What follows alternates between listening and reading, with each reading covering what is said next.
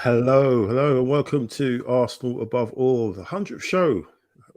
Time's flown, hasn't it, Neil? It's like the first show back then when I didn't have any of that behind me, and I didn't have a kitchen.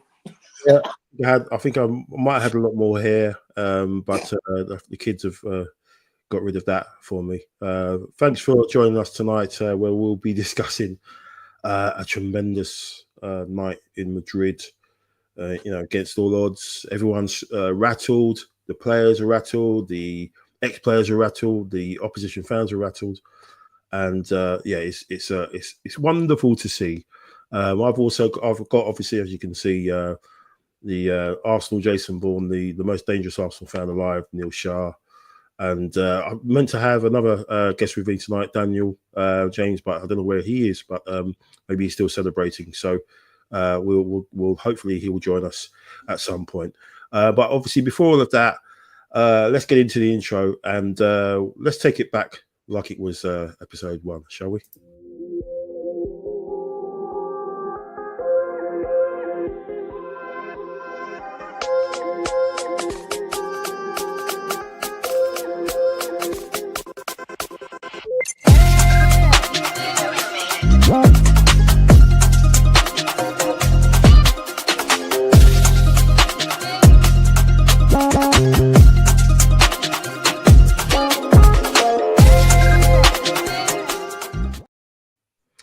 Hello and welcome. Yeah, brings back memories, eh? Oh wow! I didn't expect that. Brilliant. Oh yeah, well done. I love that. I thought I'd bring it back, man. It had to be done the first intro. So yeah, I know you enjoyed that one as well. So I did that for you, Neil, mate. But how you doing? How you feeling after that masterclass? How am I doing? I'm drinking the tears of the Real Madrid fans, right? But it's red because it tastes bloody fabulous. Wonderful stuff. I think we've been smiling. Cheers, mate. Cheers. I got the so much, and congratulations to you as well, Michael. You've done really well with this channel. Absolutely, just want to give you a shout. Incredible. Had a lot of traction, such great feedback, and it's been an honour and a pleasure to be a part of it. So thank you to you, and congratulations to your 100. Good stuff, bro.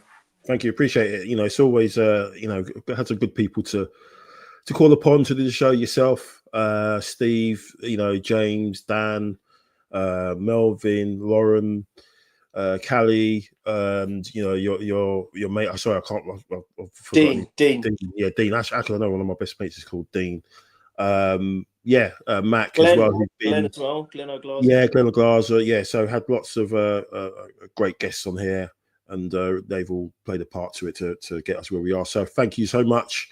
Long may it continue. I did say I will stop the show when we win the Champions League and win the league. So one out of two, hopefully, and then we can roll on to next season. But anyway, let's get into it. Neil, 2 days later, just still a smile on my face, still, walking around like a madman, punching the air, still, a little, get in there. Every now and again, the kids are, as I said, gave a history lesson to them about in Champions League and Arsenal. Getting to our first semi-final, 16 years, not great when you read it out, but we obviously got reasons for that record, and obviously making history being the first English team to win twice at the Bernabeu, and the first team to win in their first two visits at that stadium. And we all week, long we'd heard about the Remontada from Bellingham and Vinicius Junior and everyone that was associated to Madrid. We heard it from the opposition fans, almost willing it to happen, wishing it into existence, so they could laugh at us.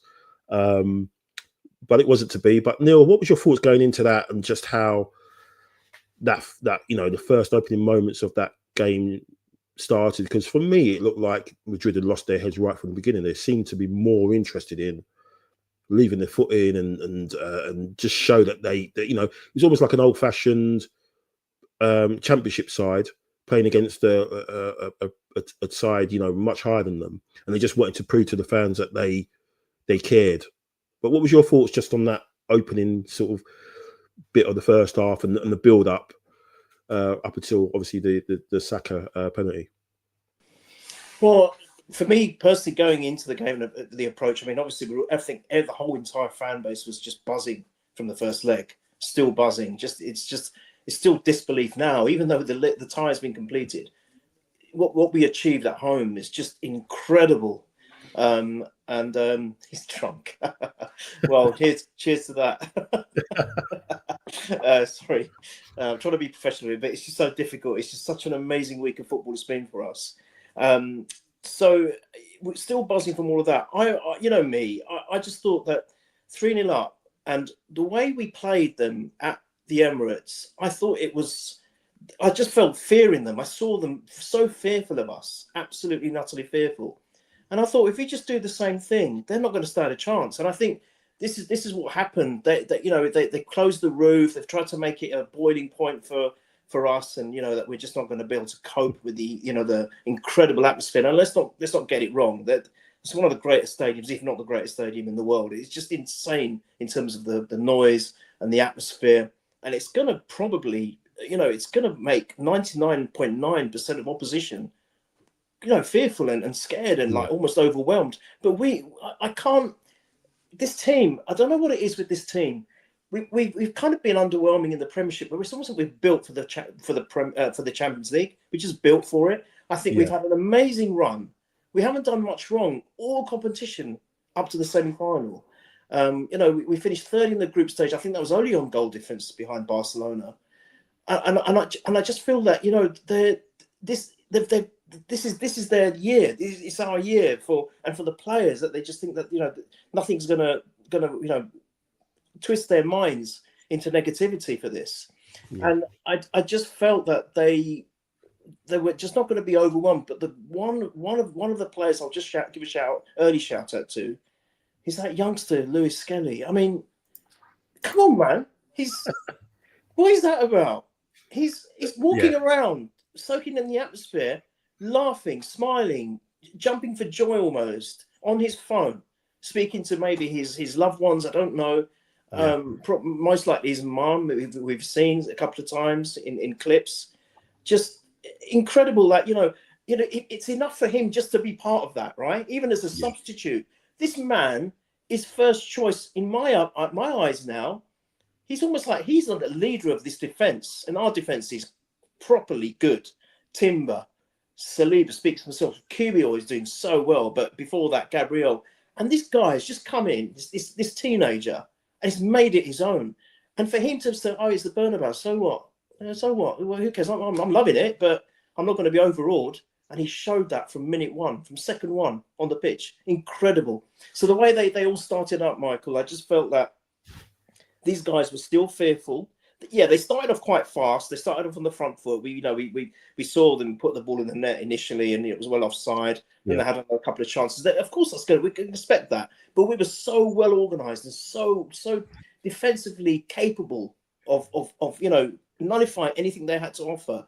It just got more and more frustrated, and that's why you got that guy almost like trying to destroy Saka's career, because they're so scared of him. They're so scared. What actually an unfit, he's not really 100%. I think you were saying off air, not even 100% fit. And look at him, and look at what he's still doing. Incredible stuff. Incredible. Yeah, Alaba obviously, would have had it drummed into him, to get on Saka straight away because he had him on toast in the first leg, and he obviously clatters into him, the first chance he gets, but that didn't perturb him. And also, obviously, we come to the penalty, which, if we were getting refed by the UEFA refs, we'd probably get a penalty every game because how many times has that happened to Gabriel? How many times have we seen Gabriel pull back like that in the box? At the end of the day, it's a foul. He wasn't anywhere near the ball, but it's a foul. You can say it's soft, but it's a foul. There's two blemishes on the night. Obviously, one of them, which we'll talk about later. But the first one was the penalty. The way he took the penalty, I was just thinking, why are you taking it like that? We've never seen him try anything like that. And I was trying to think, why would he do that? Because I don't know if you see the reactions of all the Real Madrid players afterwards when he missed it. Rudiger bumped into him, and then Valverde and Asensio came over and had a go at him, and then Rodrigo did as well. So they're really sort of laying it into him, almost like, how dare you, come here and try something like that. But I was kind of thinking, well, why would Saka take a penalty like that? Why would he? Well, and we've seen him take penalties, put it right in the bottom corner, and it kind of took me back to the first leg. We had a press conference, and he was asked a question about what do you need to do to get to the level? It's basically something like, what do you need to do to get to the levels of Vinicius Junior and Rodrigo? And he kind of said, "What? I don't understand." And he was pissed off with that, and you could see he was pissed off with that. And I think maybe he's thinking, I'm in the Bernabeu, I've got a chance to put us 4-0 up and show these guys, I'm in your house. It's a chance for me to sort of put it on you and just kind of say, yeah, I'm here. And I can only think that's kind of what he was maybe thinking, that let me just do something to say, look, I'm here, I am world class, I am at your level because I'm doing this in your backyard, and it obviously backfired. I don't know. What do you think, Neil? Obviously it's great now we can talk about it in hindsight that it didn't really matter, but it was just weird for him to take a penalty like that. He's not, he's not. We've never ever seen him do that before. We've never seen him take a penalty like that before. Even the ones for England, which he missed, he tried to hit it hard against a keeper with that same kind of physical makeup as well. A big keeper. What was your thoughts on that? Do you think that might have been the case, or do you think it was just?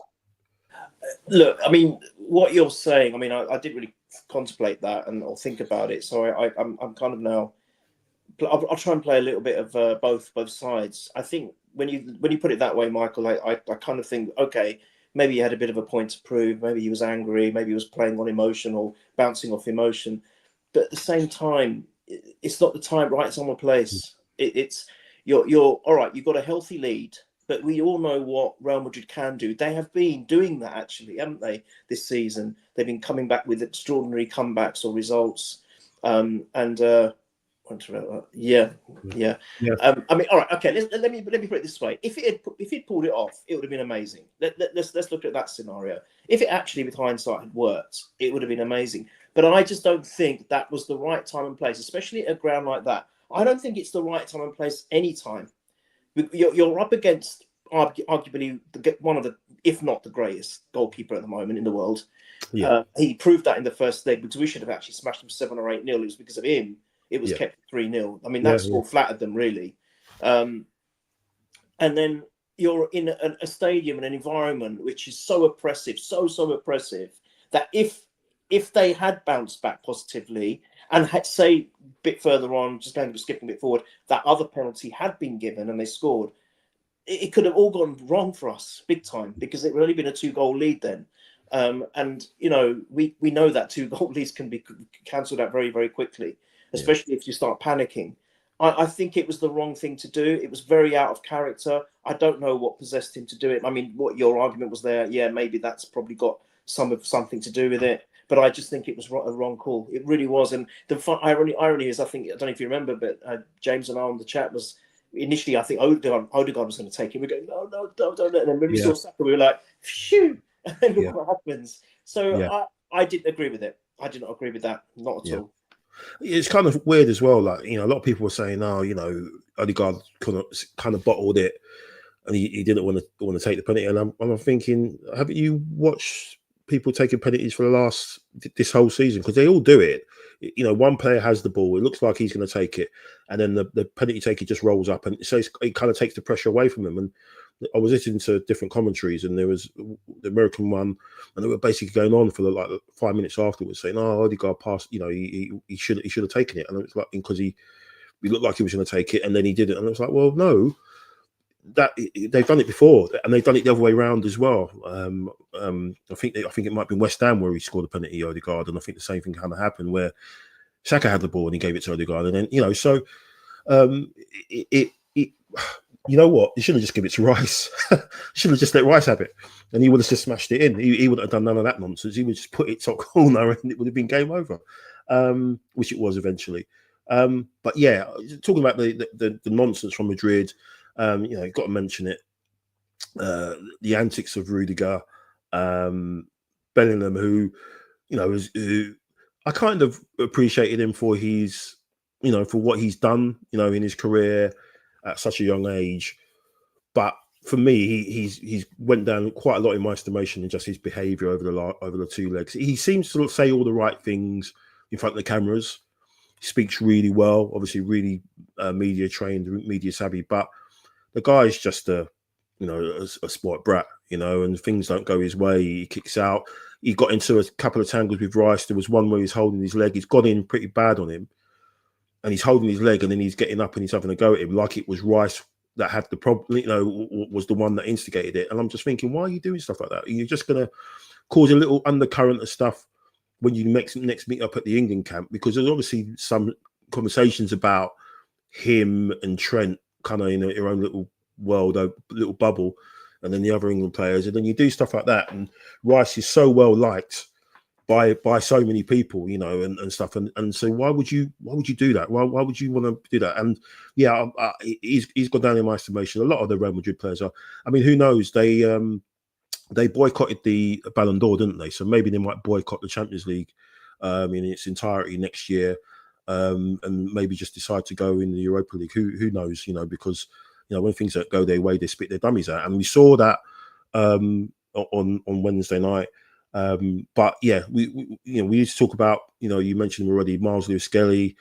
We've got to give our flowers to Kiwior as well, who was outstanding. Didn't it was like after I think 70 minutes, I was thinking, hang on a second, is Kiwior playing? And because he's not done anything which you thought, oh Christ, he was superb. The person who wasn't looked a bit shaky was at points was Saliba. And we'll talk about the goal that they scored, because for all their attacking prowess and whatever, the only goal that they got was one that we gave them, which was that mistake. And some people are saying it's Raya's fault, and maybe because he shouldn't have played the pass. But I thought, yeah, Kiwior was outstanding. Mika Marino, I don't know. Again, Arteta's kind of got this guy locked in to do a job. And it's almost perfect for him. He's got another midfielder there, but he's got someone who just pops up and does bits, around that box. Obviously, getting 2 assists was amazing. But we talk about the goal. We've got to talk about Saka's goal. Talk me through it, Neil, because obviously everyone's talking about. We'll talk about Odegaard in a bit, but the pass from Mika Marino, was just so perfect because it was so simple. You just saw the run. But yeah, what was your thought? What was you doing at that point? Obviously, I think you were screaming like everybody else was. But yeah, what a moment for us. I thought it was okay. This is great. It's going to be a win again. But obviously, we know what happens a minute later. But what was your thoughts and how were you feeling at that moment? It had so many layers to it. Number one, obviously, you got the comparison with Henry scoring at the same ground all those years ago. So you got that and the celebration that followed. You got the fact that if you take Saka just for a second, the fact that he's redeemed himself now, it's a testament to his character. Doing that with the penalty, missing it, it's like that could disturb someone quite badly. But no, he's shown again and again and again what a tough character he is. I think everyone kind of realised it after the abuse he got for after the Euro penalty miss and the awful, disgusting, abhorrent stuff that was said about him and all the stuff that was directed at him and how he overcame that. I think we knew at an early stage what this guy's made of, and he misses that penalty, does something silly, something rash, and then he does something world class at the other end. It's just, it's just mind-boggling. This kid, I know he's not star boy anymore. I know he's star man, but he's just still so young. He hasn't even hit his peak. It's quite frightening, and then not fully fit too. So his finish is outstanding, but the build up to the whole thing. You mentioned Marino. He actually started the whole move off with that big leap, which he got his head onto, and that directed the pass to Saka initially. And then I think there was some movement between Odegaard. So I've had my doubts and my worries about Odegaard the last few games, and even these two, to be fair. So, like we've all said, we see it how we. I'm not trying to poo-poo on him or anything. I know that he's an outstanding player, but something has not been right with him for a little while. And I just felt that in these last two legs, if there was anyone to pick out that we could maybe have a little bit of a, not criticism is quite harsh, but maybe a slight lapse, let's say, of the level that we're expected or used to seeing in him. It's him. And but to be fair, he was involved in that goal on two parts. I think he did some work, laid it off to Rice, then got it back from Rice, and then he obviously laid it off onto Marino, who does that in quite impeccable.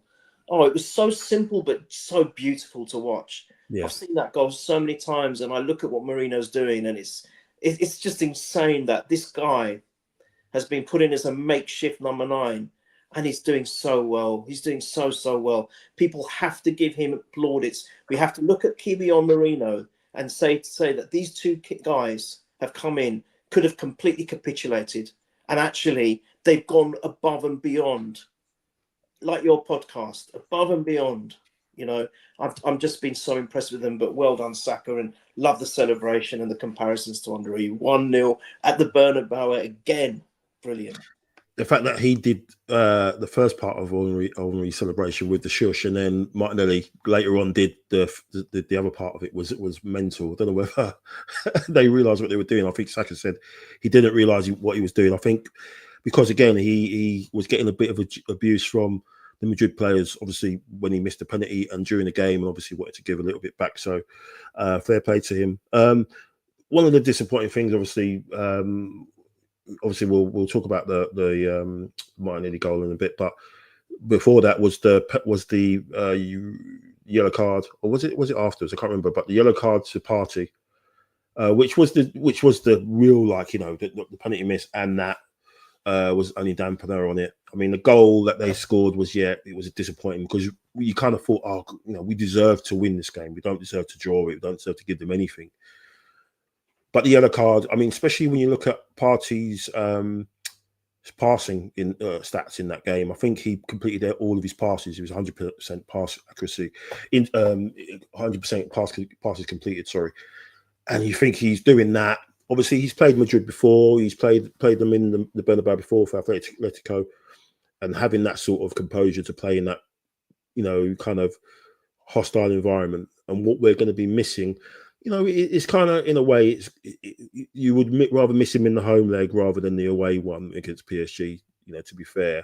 But, what was your thoughts on that? I think that was Rudiger and Bellingham getting involved again to try and get him, get him in trouble, which they obviously did because he's now suspended. But, what was your thoughts on that?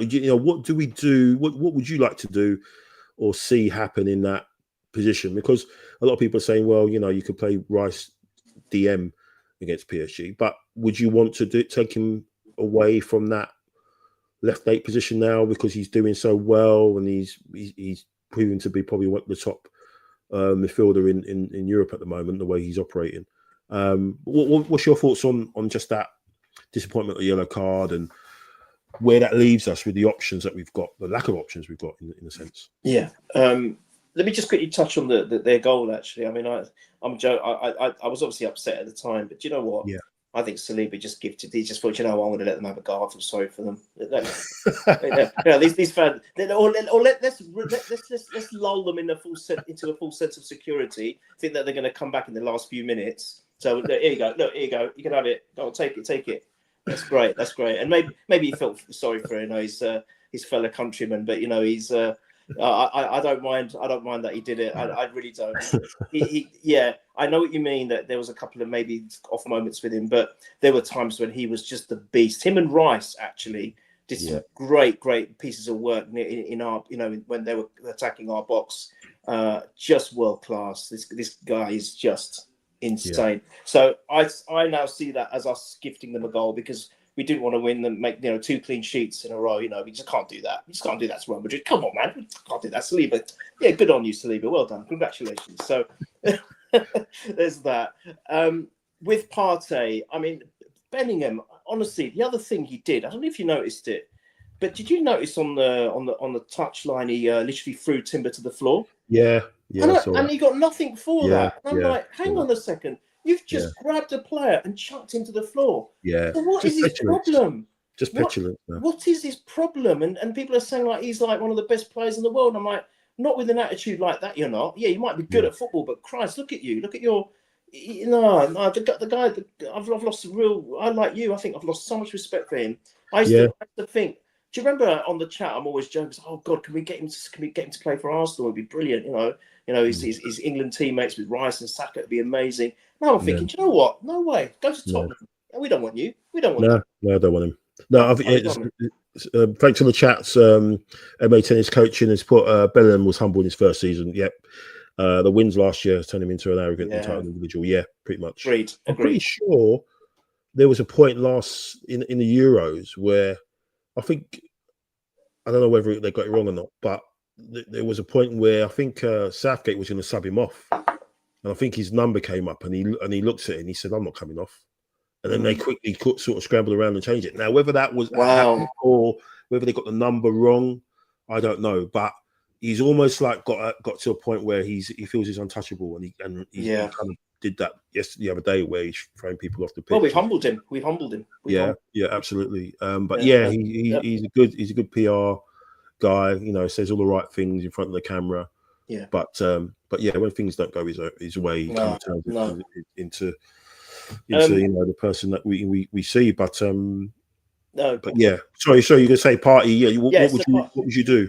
Yeah, so Partey, I think that was crazy. I don't know what he should just not have got involved. It doesn't matter if he's being wound up, you just don't get involved because you know that you're such an integral part of the juggle or piece of the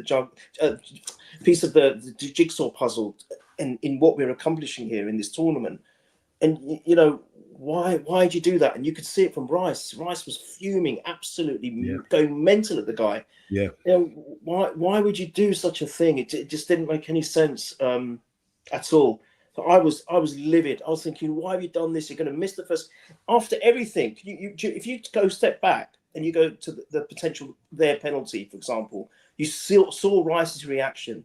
He was. I think he wasn't just upset that, oh my God, we've conceded a potential penalty here. I think he was upset that, oh my God, I'm going to miss the first leg if we get through. So he's going through all those emotions, and then Partey does something so stupid that he's just, it's like it's like everything that Rice went through is for nothing. That's how I saw it. I thought that was so stupid of Partey to do that because you're right.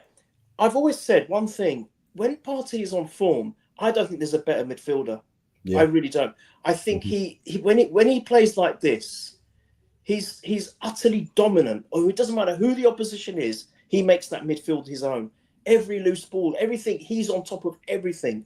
And he's going to be a massive miss, I think. Yeah. But you're right. Luckily, I still think that, we've been really unfairly treated with this playing at home first, especially with the position of the league we finished in. But anyway, that is what it is. But in a way that maybe it is a good thing that he'll miss the first leg, which is at home. In terms of what we do, I know you're going to think I'm crazy, but I think we push MLS forward. I think because if Jorginho can't play, I'm not quite sure what other options we do have. And MLS is just so fearless. I think you'd love it. I think you'd love that position. And we've got an option to switch the left back position around. And if the worst comes to the worst, I would say even have a go at Tini. I know that's not going to happen. I know it's not going to happen. PSG, obviously, everyone's singing and wax lyrical about them, saying that they're this and they're that, and that, it's going to be a really tough game, which I agree. But I think we've got a way of changing things, and I wouldn't be averse to it. The other thing is, another left field thing for me is bring Marino back, and actually, if you're going to go think, what is he talking about? Put Martinelli as the number 9, and maybe put Ethan on the left, or even Trossard. Bring in Trossard. So I think there are ways of maybe tinkering with it, but we shouldn't be in this position. What Partey's done has forced us into a position which we should have been just, a straightforward line first lineup, 11. Yeah. Line. Hopefully, Jorginho might be fit. I think he's got issues with his ribs at the moment. So people are saying it might be broken ribs. So I'm not sure. Maybe he's got options. Like he said in the press conference today, he said he's got options. You can play. I think he probably might go Rice, DM, and then Marino, and then Trossard up front. Trossard played against PSG in the game we won 2-0 earlier this season. Let me have a look and see if I can bring that up. Is it going to show that or not? Let me take that off. But oh no, that's not. Yeah, that's it. Yeah. Have a look. No, that's not the right. That's the wrong one. I was trying to bring up what happened last time when we played them. Give me a second. Let me just bring that up. Yep. Is that it? Can you see that? So, yeah, there it is. Yeah, so you could see, we obviously last time we had Odegaard missing. So Odegaard wasn't in that lineup. Calafiori played left back, and obviously Miles. Miles played his first game in September for us. His first career game in September. We played this game in October, 1st of October. So obviously you could see, of the players that we've got going to have missing are going to be obviously Gabriel, Partey, Havertz. But obviously Trossard played as a 9. It says there, but it might have been the other way around, or they might have swapped and changed. Obviously with them, I think Dembele wasn't playing. Obviously, they haven't got Kvaratskhelia, and pretty much everyone else is pretty much the same. Apart from Zaire Emery, it will be somebody else in there. So if you look at that as the last time round, Neil, Trossard did sort of going by UEFA for their team sheet that he did play up front. So I think that's probably going to be the way he's going to go. Have him up front, put Marino as the left 8, and then Rice as defensive midfielder, and keep Miles there. So then you'll have Miles and Declan together, and I think that's pretty strong, really. That should prove to be pretty strong when he does go in there and inverts. But we have to see. But let's talk about this is something that you've been waiting a long time for. The first time you saw him make a run. But sorry, before we go into that, let's got some chats here. Sorry, just talk about that. So just going back to the Saka penalty from MA tennis coaching. Saka wanted to rattle Real Madrid, but it backfired. And even his goal was a dig at him. Yeah, absolutely. Odegaard held the ball for a long time and then gave it to Saka. It was all part of the mind games. He's playing fire with fire. Yeah, and I think a lot of teams do that now. When Liverpool have a penalty, somebody holds it and then they just give it to Salah and he rolls up and slots it in. So Rudiger should have got a red card. The penalty shout was criminal. Referee was all about Real Madrid. Yeah, I was watching it. I was sure everybody else. I was absolutely livid that VAR didn't go back to that or didn't even review the stamp on Miles Lewis-Skelly, which was absolutely unbelievable that he didn't go back and look at it, because if you look at it, you can see that the guy blatantly, and he's got form. He's done it before. There's a clip on YouTube, not on YouTube, on X, where a compilation where he's stamped. I think he stamped on a couple of people in the same sort of kind of way, and the guy's he's a head case, and obviously he smashed into Kevin De Bruyne when Chelsea won the Champions League against Man City, and he had to go off as well. he's just a thug. You know, he's just an absolute thug. And some people rate him. I think he's a good defender. You know, no, he's not. So yeah, Hente, yeah, thanks Hente. He says I'm worried about Odegaard. Yeah, he looks too thin. And ever since Callie said that thing about him becoming a vegan, I think that's got to be a reason. That's got to be the reason. The same thing that happened to Bellerin. You know, his form's got just gone off a cliff. Mac, who was there, and I think I might be doing a quick show with him tomorrow, just to recap on his trip. And he sent over some great videos and photos, which we'll share tomorrow. Yep, it says Saliba has to learn from his mistake. Trust me, PSG will try and exploit this weakness. His decision making, if playing out from the back, has to be more clinical. Yeah, and some people have said that he did it on purpose just to get the Madrid scouts off him, you know, to say, well, look, you know, he's giving goals away. We can't have him in our team. So maybe he's done that on purpose. Who knows? And Brian, how you doing, Brian? Dilo Deal, G. Evening, gents. Join late. Madrid showed us no respect from top down, and they got what they deserved. Yeah, pretty much. Absolutely agree. Tom's party and was stupid, and Rice was right to call him out.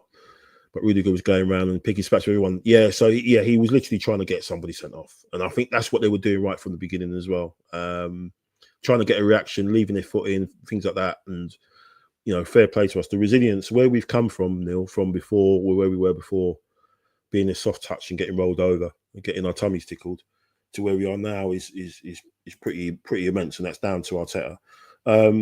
When I saw Partey get involved, I thought, what's the point? There was no need when they were not even close in goals, and Madrid wanted us to get a red card. Yep, exactly. I'll get a penalty, dark arts. Yep, 100%. Yeah. So as I was saying before, sorry, I broke into, you know, Neil, you saw this guy when he was a kid. He was a young boy, coming from Sao Paulo, played us in a friendly. I think, who was it against? Was it against Florentina or someone like that? Under Unai Emery, and he sprinted through. Almost, you could probably run a compilation, you know, one of those two vids that show the same, the run he made and the run he made the other night. In the chance he had, I think in that friendly, he just put it wide. I think the keeper saved it. But last night, Wednesday night, Neil, talk to me about the boy from Sao Paulo. They got a new song for him as well, which is cool as well. But yeah, talk to me about Gabriel Martinelli, who has got a few digs throughout this season, hasn't he? In terms of his form, you know, we've all said it. We said, you know, maybe he looks. We might need to sell him. But the last couple of weeks, he's been on it. He's been back on it, and it's almost like he had this game in his mind. You know, he's nutmegged Endrick as well. So when he meets up with his Brazilian next Brazilian camp, he'll be walking around, you know, 10 foot tall around Vinny Jr. and Rodrigo and all those guys. But yeah, talk to me about Gabriel Martinelli, man. I've loved him from the moment I saw him, as you mentioned in that friendly, and I saw him. I thought we found our centre forward. We found him. This guy has to be in that position. He never has really filled that place. But I've always championed for him to play there, and I just fell in love with him from that point. And then I started seeing it. Emery really favoured picking him on the left and Tierney behind him, and they were doing so well together. Then unfortunately he got that injury, and then I think he's not been quite the same since. But like you said, he had that one good season 2 seasons ago, wasn't it? He had a fairly good season. We thought, wow, he's back, and then it's kind of dwindled again.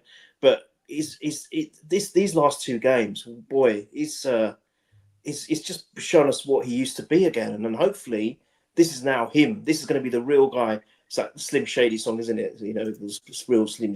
Please stand up. He's standing up, man. He's standing up, proud and tall now, and he's.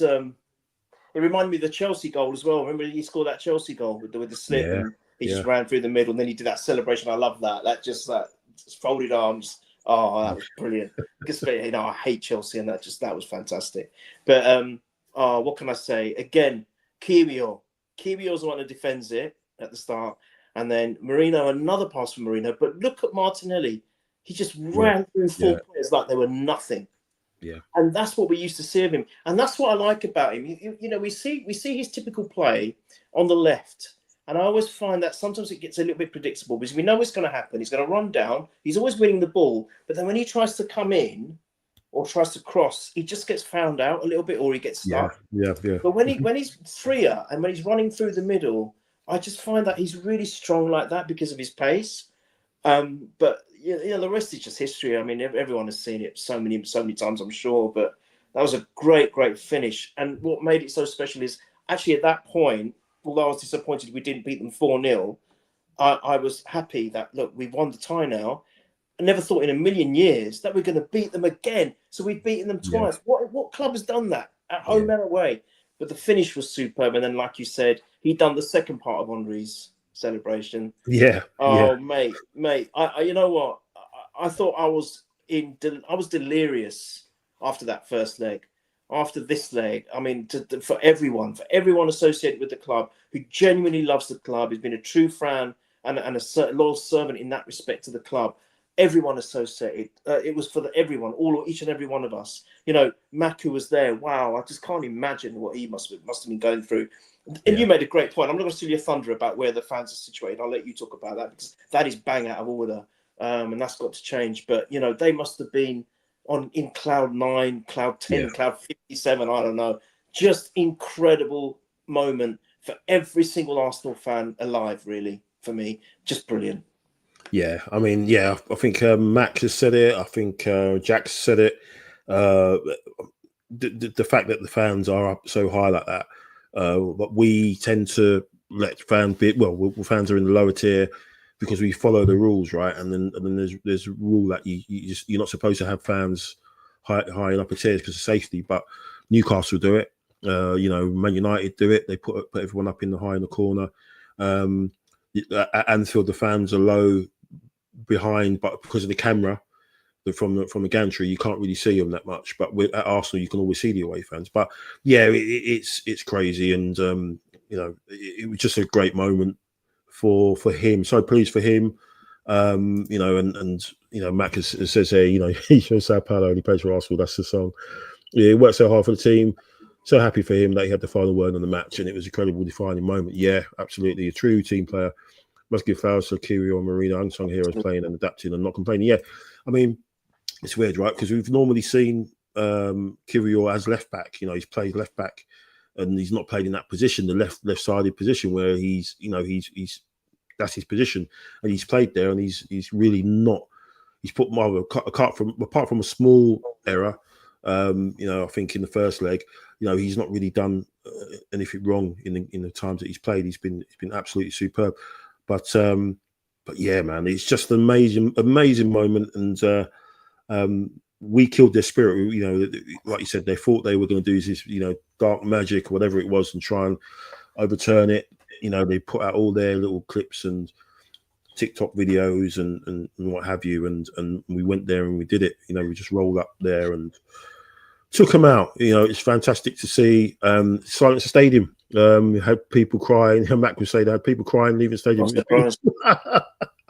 Yeah, you should. You know what you should have done, Mac? You should have bottled those tears, mate, and sell them down. Went down to Barcelona. I would have had a few. Yeah, but if he'd gone to Barcelona and went on to down there and put up a stall, mate, you would have made a roaring trade to become a millionaire. That's brilliant. Only fools and horses settings, mate. That's what you should have done with that. Brian Haley, we still got to realise Martinelli is still young, yeah. Madrid, we're always going to give him chances to show what he's capable of, but it's consistency now. Yeah, absolutely, yeah. Can I just give a shout to Mac actually and all the away fans, because although they're up there, we could hear them loud and clear. Amazing. Boy, we could hear all of you. You really made it a special night, because there were times when we, to go to that stadium and silence that crowd, and then our fans take over when they've been given this up in the heavens little tiny bit of a corner. You allowed them, the home fans. It was a great testament to all of you guys. So congratulations, Mac, and I'm so pleased for you. And mate, just delirious for everyone, man. Brilliant. Yeah, he had a great time, and hopefully, like I said, we'll be able to catch up tomorrow, another quick chat, and just like a reconnaissance chat, with what happened out there and some of the insights and stuff that you got, because No, it did look great inside. The stadium did look really fantastic, with the wraparound screens. But outside, it does really look like a HP printer, doesn't it? It looks like it's one of those wireless printers that never prints what you want, and then you have to always take the cartridge out and rubbish. shake They it. are so rubbish, those printers. Honestly, Yeah, they are. They're rubbish. I see the adverts for people are chucking it around. We basically did that, didn't we? We chucked that stadium around on Wednesday night, mate. I have to get a new printer, get a Canon one. But Canon printer, get it. So let's just a couple of questions, Neil, for you, just before we finish. Will the win over Madrid finally give the players belief that they can get over the line and land one of the big trophies now? Obviously, that's the only one we can land is going to be the Champions League, or for seasons to come. Both. Yeah. Both. Oh yeah. I mean, it has to, hasn't it? It has to. When we've been decimated by injuries also throughout the season, we haven't had our ideal or our first choice 11 playing, and we've still done what we've done. It's got to give not just the main guys belief, but everyone belief. And I think the academy, the youngsters in the academy are going to start thinking, look, Skelly's done it, Saka's done it, Ethan's doing it, I can do it. And we know that we've got a couple of really promising players to come through. So it's not just going to be for the players, the seniors that are there, but also the youngsters in the academy, and maybe people looking from externally thinking, I want to go to a new club. Who can I go to? I think we're going to be up there in the choices now for sure. So I definitely think we can do it. If we, it's 3 games, it's 50-50, it's cup games. Yeah. Anything can happen. I've got a great feeling about this. I think we can do it. Yeah. Yeah, 100% agree. So proud of the fans from Brian, and I hope the players can now repay them by going on to win it. Yeah, absolutely. And Mac, we will talk about it tomorrow. Apart from the Madrid supporters, the rest of Spain was so happy that arrogant Real Madrid lost. First 10 minutes of noise was nuts, but we never stopped singing. Yeah, they didn't. You can hear them. It was amazing. Just another question. Kind of touched on it before. And should we be worried about Odegaard's slump in G&A output as we properly enter the business end of the season? And what is the answer? Because a lot of people have said, is it Saka coming back? Because you saw there were a couple of occasions where Martinelli was open and he had to slot it through, and he just refused to pass to him. He just kept on going towards Saka. It was almost like Saka's his comfort blanket. He's like, he has to pass to him. Regardless of what the options are.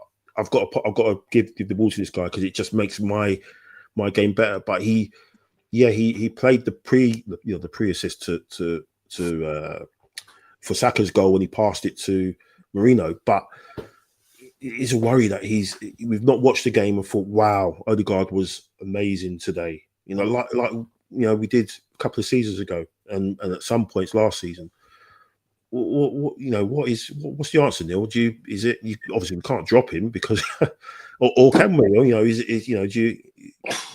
Do you kind of at this stage of the season it's not going to happen? But what's wrong with him? I think we need to reintroduce him to a meat diet. That's the starters. But I mean, that's crazy coming from an animal lover. So I'm being blasphemous there, or whatever the word is. But at the end of the day, if it's affecting his game. I don't know. I don't know what the answer is. I mean, he's not going to be dropped. Arteta's never going to drop him or drop his captain. It's just not going to happen. But on form, I'm questioning whether he deserves a start. I truly am. I'm not gonna try and shy away from it. I don't think he's been very good. I feel that the only way to teach him to not keep relying on Saka, that's got to come from the coach. He's got to tell him that you have to. You've got to give everyone a chance on the front line, not just one player. If you see an opportunity, you've got to take it. And yeah, you're right. I was screaming. Even my mum was saying, why doesn't he pass on this side? And I'm like, there you go. Martinelli, so many times he's like just there in 8 inches of space and he's not receiving the ball. And he should be. I've always said that when it comes to Odegaard, it seems to be so, the favouritism towards the right is there. It's for everyone to see. And I think that's got to change. But we know that he's capable. We know that he's not just capable of being a creative maestro, but he's also capable of scoring goals. And even that, it's just like he just doesn't feel like he's got the confidence to do it. And I don't know what it is. Something has got to change.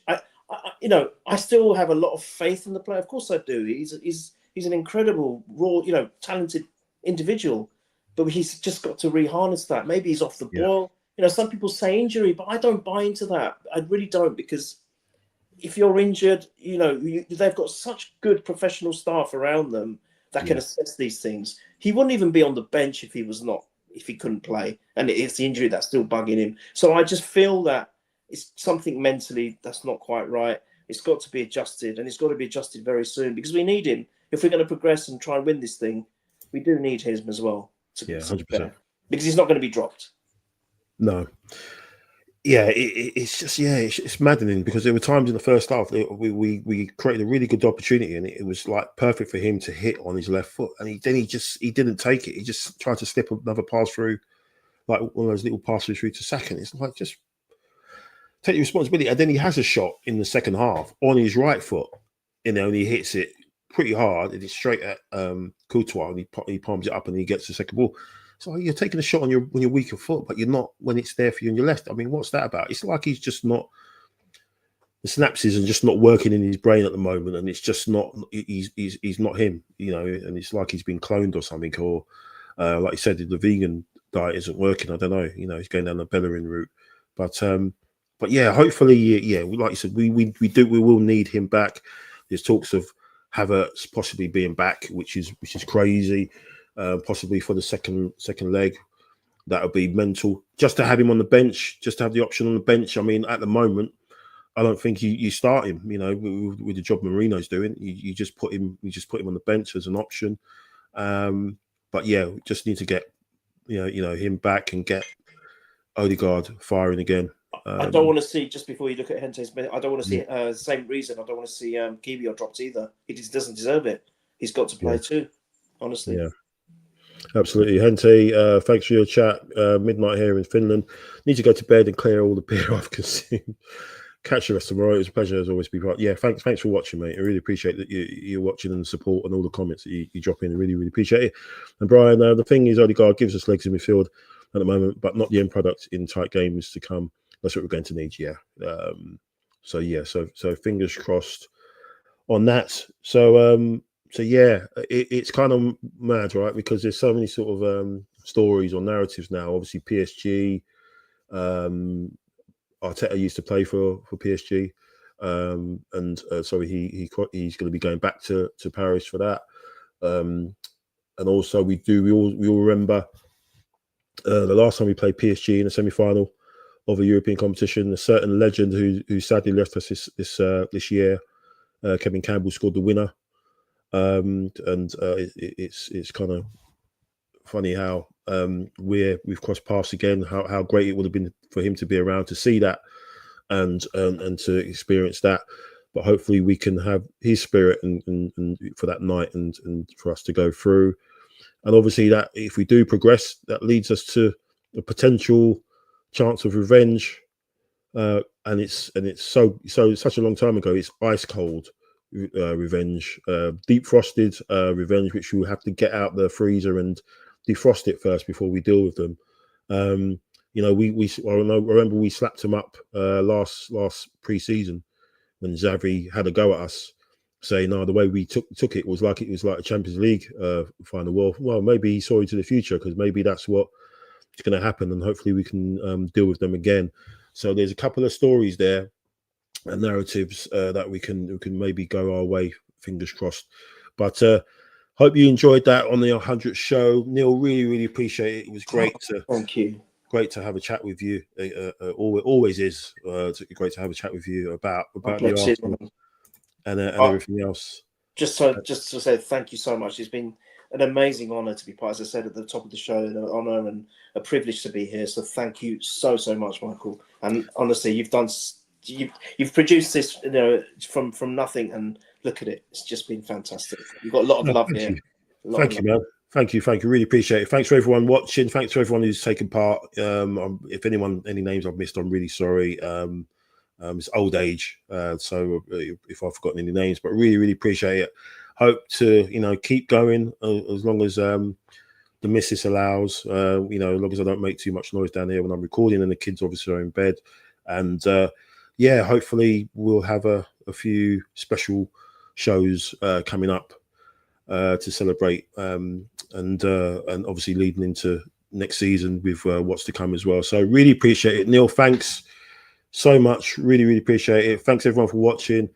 And yeah, I've just got one more chat. Yeah, thanks, Brian. Yeah, congratulations. Yeah, thanks very much. 100 shows. Yeah, thank you very much. Thanks to everyone watching. Again, really thanks for the support. It really means a lot. And obviously, for you, Neil, we'll go out with the old outro as well. Why not? Come on, you Gunners.